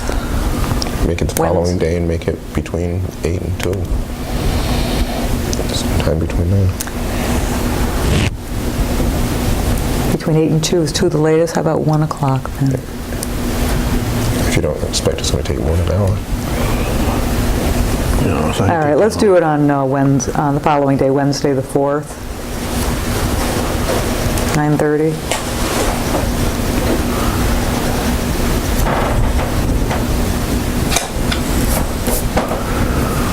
You want to move that then, Deb? Yeah, I'll move that. I'll second that. All in favor? Aye. Okay. So Friday, December 30th at 1 for the year-end meeting, and Wednesday, January 4th, 9:30 in the morning, organizational meeting. Okay, also a reminder about the Tiny Tim program and the food pantry. Those drop-offs are until tomorrow, it looks like. The Thai Chamber will be a drop-off for that as well, but this year the Thai food pantry is having, it's very challenging for them to keep up with the food pantry items, so encourage anybody to donate maybe some canned goods or dry goods or any kind of a donation to the food pantry, which is really getting a lot of requests from families now this year. Bad year for families and everybody.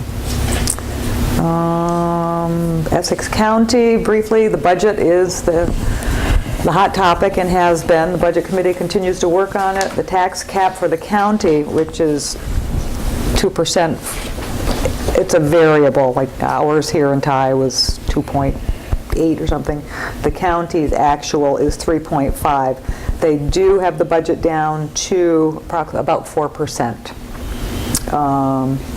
Again, then they're still working on it. The budget is 90% mandated with no mandate relief at this time. That's it. My supervisor's report.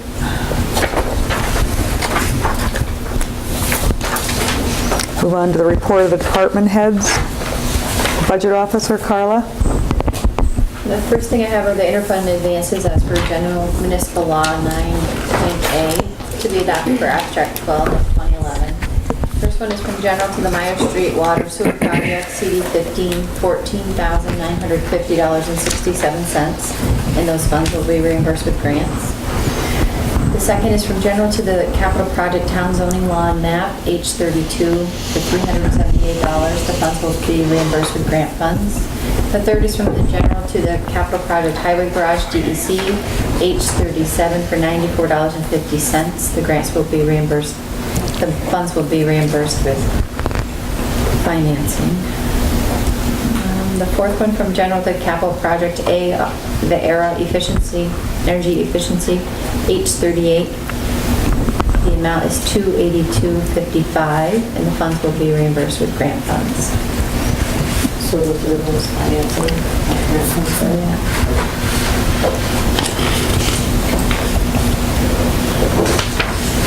I'll offer that one on the floor. Do I hear a second? I'll second that, sure. Yeah. Unanimous. That carries. Okay, I need a resolution to transfer $1,199.06 from our unemployment reserve to our unemployment budget, 9050.8A. What happened is the bills we received this year for unemployment ran over what we budgeted by that $1,199.06, and we have funds in our reserve for that. Can I ask a question about how we have summer lifeguards drawn unemployment? You do? Yeah. No, No? we don't. No? That I know of. Nothing on the A counselor? Is that what it was? I have not seen a claim on that yet. But in that list, there was a young person in that list, whatever that you But there's generated, another- whatever that well, were on, that was on it's a- unemployment. Potential. I haven't got a claim of dollar amount yet, Okay, but I got a potential claim, okay. which looks like it's gonna happen, but I haven't been billed yet, or I haven't gotten a final notice, but we do have people that have claimed on us, unfortunately, not because of us being the last one they were employed with, but they're allowed to go back. They haven't had enough time with their current employer that they've But laid off. but we get billed for it. We could get billed for it. Do we get the net amount, or do we get a portion of the, does the other employer get billed some too? I don't know. Yes. I think so. It's divided off on how much they Proportionate. earned. Is it? It goes by the dates that they were employed and the amount that they've earned. Okay. Okay, thank you, that's all.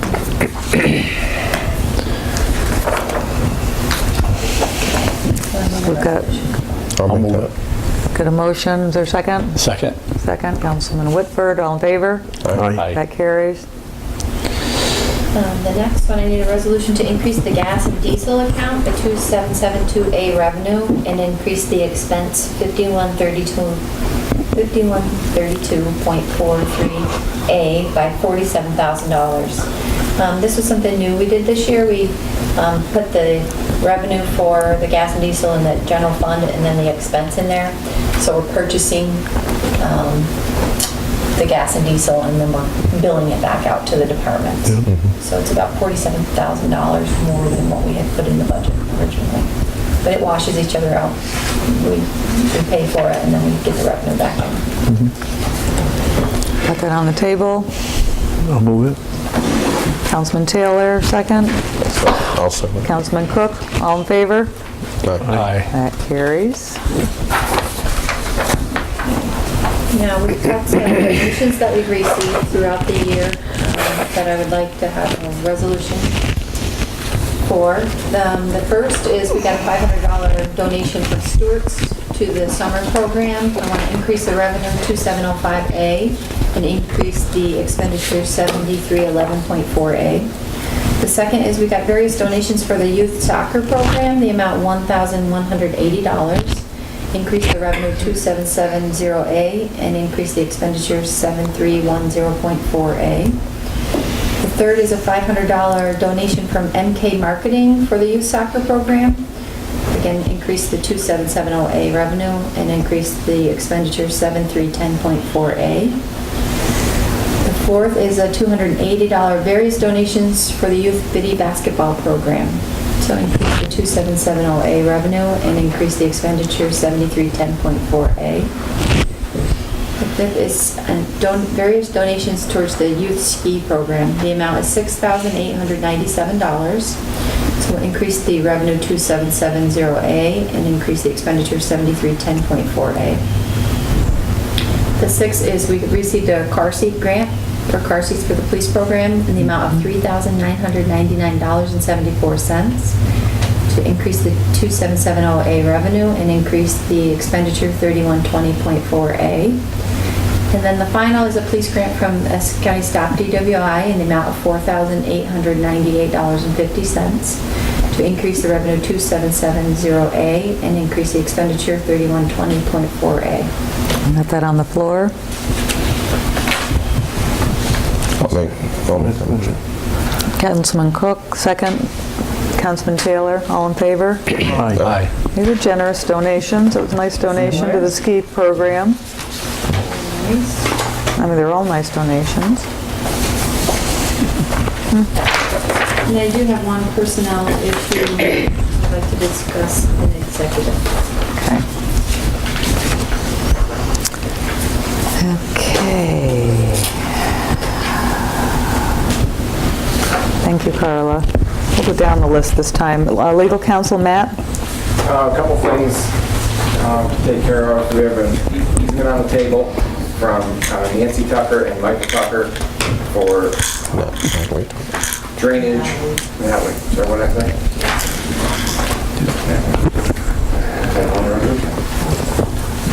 Natalie and Michael, my apology. Whereas Town of Ticonderoga has determined that it's in the best interest of the town to have such an easement granted for use by the town. Now therefore be it resolved, Section 1, that this action is an unlisted action pursuant to the New York State Environmental Quality Review Act in accordance with the requirements thereof and the regulations at 6 New York CRR 617.1. The town board hereby finds that there are no other involved agencies in this action and that the acceptance of this easement will have no adverse impact on the environment. Short environmental assessment form, which the town board has been given and taken a hard look at, is attached to this resolution. Section 2, the proposed easement from Natalie L. Tucker and Michael E. Tucker in the form attached hereto is hereby accepted by the town of Ticonderoga, and the town board of the town of Ticonderoga extends its thanks to Natalie L. Tucker and Michael E. Tucker for providing this easement to the town. Section 3, the town supervisor is hereby authorized to execute any and all documents and to take all actions necessary to effect the conveyance and dedication of the easement to the town and the public.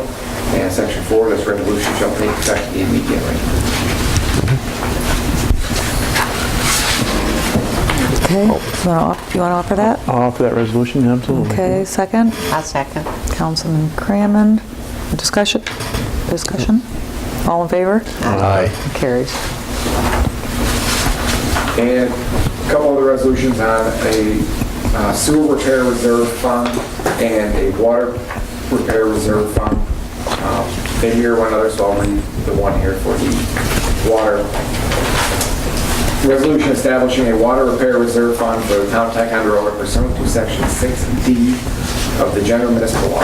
Whereas the town desires to establish a repair reserve fund to accumulate monies to finance the cost of repairs to the town's central townwide water district pursuant to Section 6D of General Municipal Law. And whereas the town desires, in accordance with Section 6D of the GML, to deposit funds into the repair reserve fund from time to time. And whereas the town, upon due consideration, finds the actions contemplated herein to be in the public interest. Now therefore be it resolved that there is hereby established a water repair reserve fund. The purpose of the fund is to pay for repairs to capital improvements or equipment arising in the town's central town-wide water district. Said repairs will not be the type that occur annually or at short intervals. Section 2, the town may authorize and direct that funds provided for as budgetary appropriations or other revenues that are not required by law to be paid into any other fund or account be deposited into said fund from time to time in accordance with Section 6D of the GML. Section 3, any monies transferred into the fund shall be deposited in a separate bank account and managed by the supervisor in accordance with Section 10 and become part of the fund. Section 6, a permissive referendum is not required to establish this fund or to make expenditures from this fund. However, except with respect to emergencies, a resolution appropriating monies from the fund is subject to a public hearing, and at least 5 days must elapse between the publication of the notice of hearing and the date specified for the hearing.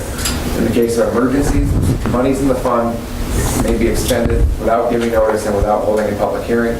To make such an emergency expenditure, the town board must pass a resolution approved by at least a 2/3 vote, and at least 1/2 of the expenditure must be repaid in the next fiscal year, and the balance repaid by the end of the fiscal year after that. Section 7, the town hereby determines that although the town is located within the Adirondack Park, the consent of the New York State Comptroller is not required to create and fund said capital reserve fund, since the total taxable assessed valuation of state lands lying within the town boundaries is not more than 30% of the total taxable valuation of the town, pursuant to General Municipal Law, Section 6D, subsection 7, and Section 8. This resolution shall take effect immediately. I would offer this resolution. I'll second it. Second, Councilman Cook. Any more discussion? All in favor? Aye. That carries. And there is an identical word for the sewer repair reserve fund that does the same, establishes a sewer repair reserve fund for the town. I'll make that motion. I'll second. Dorsey offers, second, Jeff. I'll second. More discussion? All in favor? Aye. That's unanimous, carries. We had previously, I think a couple months ago, adopted a resolution for the community building heating bond resolution. Since then, I know Kara's worked with Amy, and we've had some discussions about calling that and things like that. Just a note here, since the financing is to be set to be a 5-year statutory installment bond, the board can pass a resolution stating that the permissive referendum notice is not necessary because the term will be 5 years and this will qualify in local finance law. The statutory installment bond must then be non-callable so that it cannot be paid off in more than 5 years. And you'll be able to still finance that on time. So you just have to pass. In more than 5 years or less than 5 years? The term Can't will be more 5 than- years and this will Yeah, qualify. but the fact that it's, you said non-callable, So you can't go over 5 years. Yeah. More than 5 years, yeah. What is the rate? Any idea? 3.5%. 3.5%. Yeah, Yeah. I don't know what the rate was. 3.5. 3.5%, he said. That's what I read in your brief, the brief that you sent up. It's somewhere in there, I read it. Okay. So we'll pass, Yeah, that's right, to rescind, I was looking at the other one on the other page. To rescind a resolution, to rescind a portion of the prior resolution requiring a permissive referendum notice. We don't need that. okay.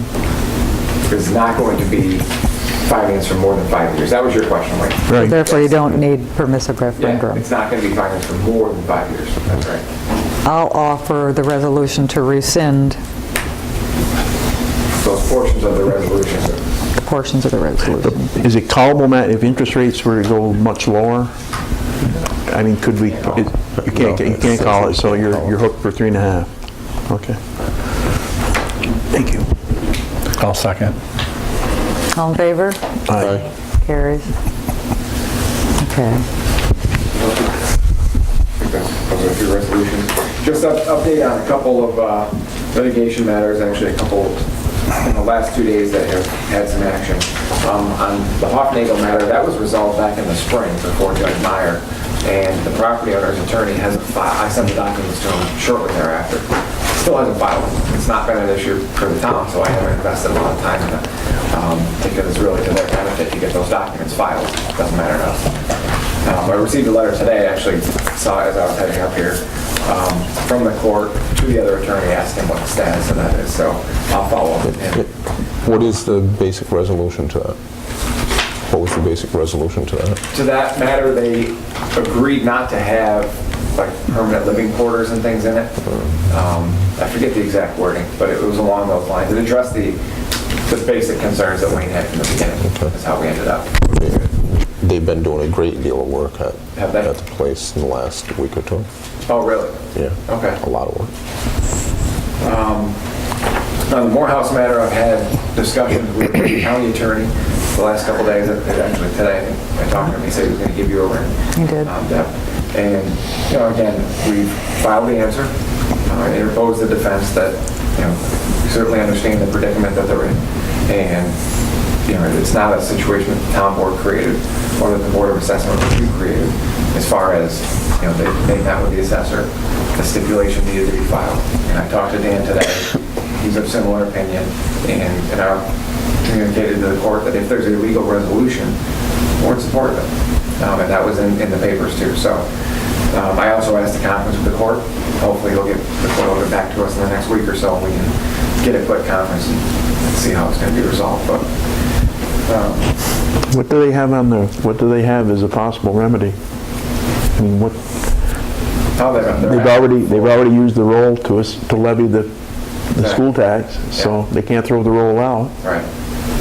They would, if the court did grant their relief and lowered the assessment, basically they have to have an order requiring that the assessment roll be modified or amended, and then they would go back to the school to try to get refunded for that part of the taxes, similar to any other Article 7 challenge. I see.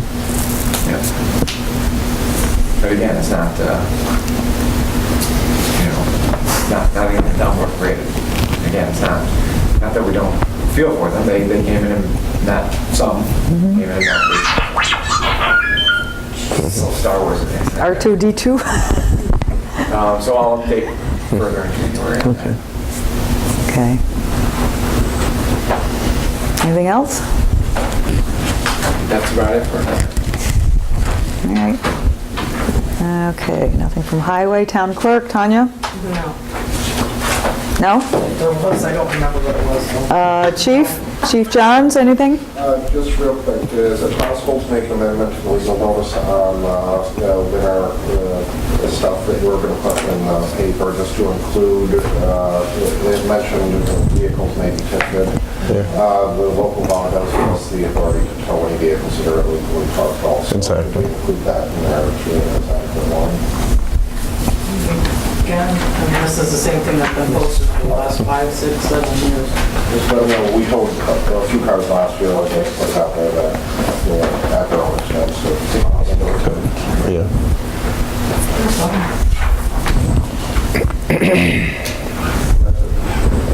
Okay, very good. Move on to end of meeting, approval of the water and sewer reports. I'll move that. Councilman Taylor, second by Councilman Crammond. All in favor? Aye. That carries. Approval of supervisor's monthly financial report. I move that. Moved by Councilman Crammond. I can't second my own report. I'll second it. Councilman Taylor. I'll second it. Discussion? All in favor? Aye. Carries. Motion to pay the bills.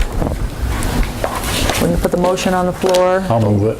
And then a second for discussion. I'll second. Yeah. Okay.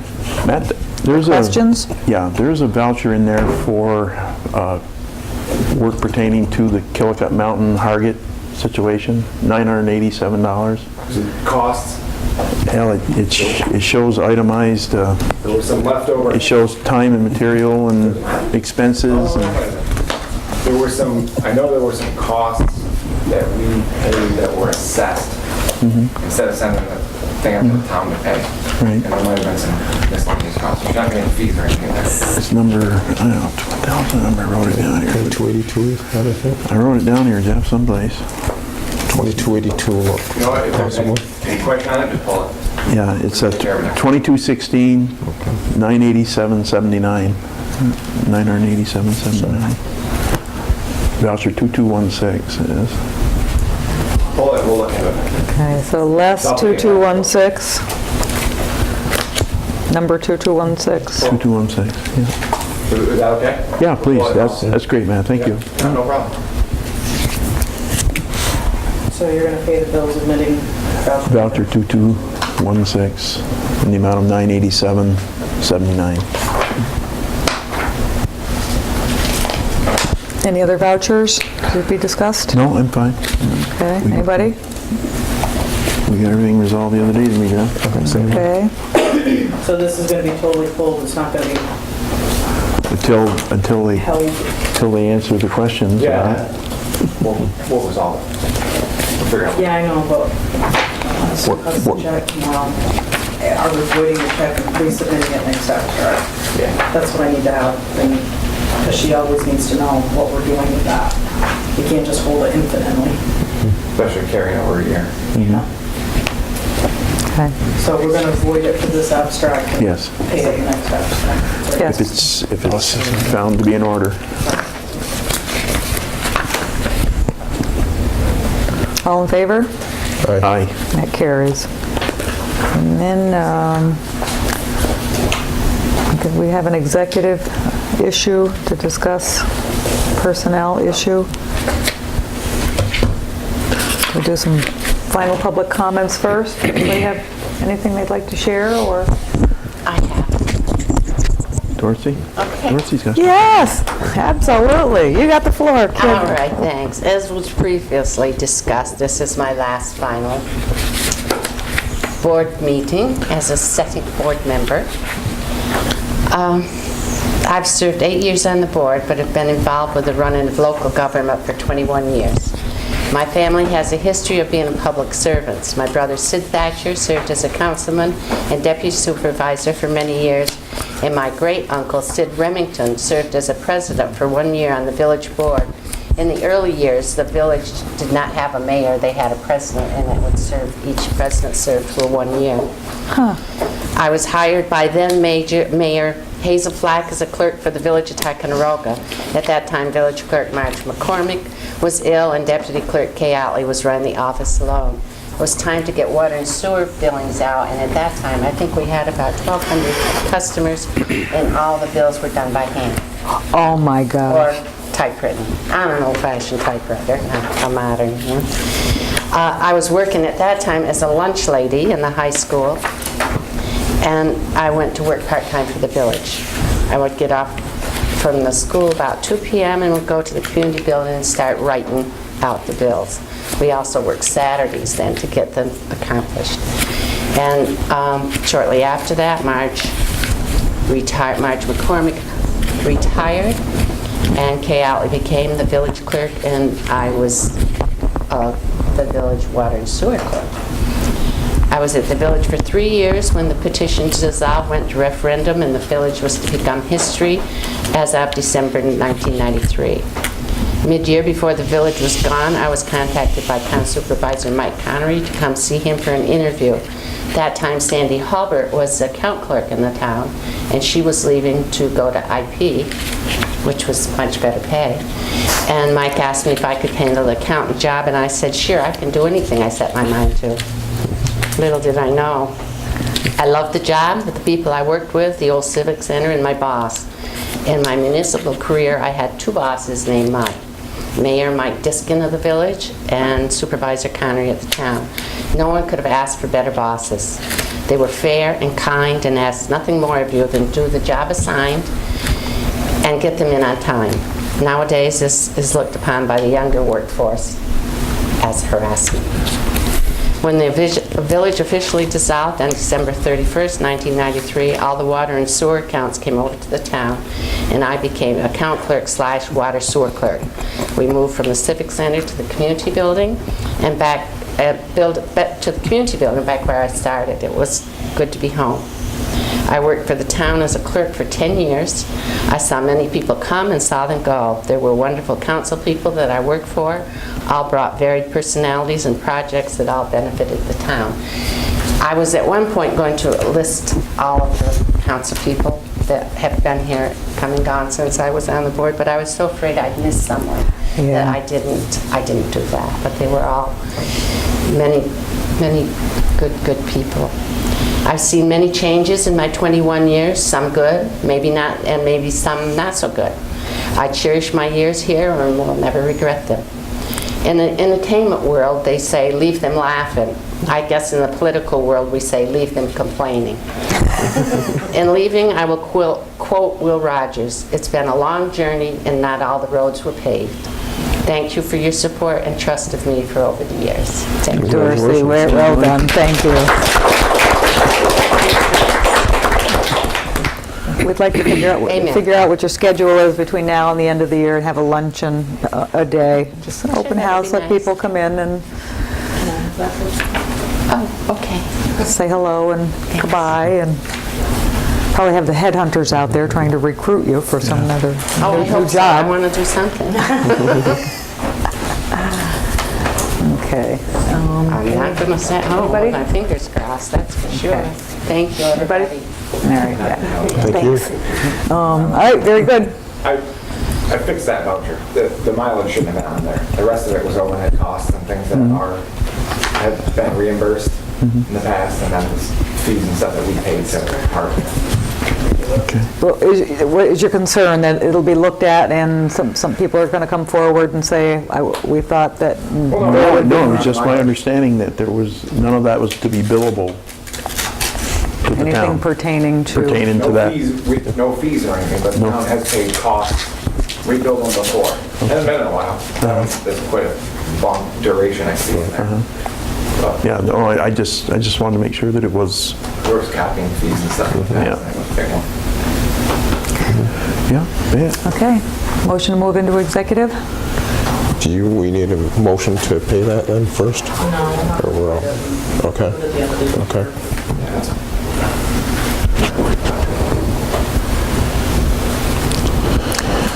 Now, motion to go into executive? Also, I'm still trying to make the Kiwanis Christmas dinner. It's a little bleak. I'll make a The donation. Kiwanis was the 7th, wasn't it? I'll second.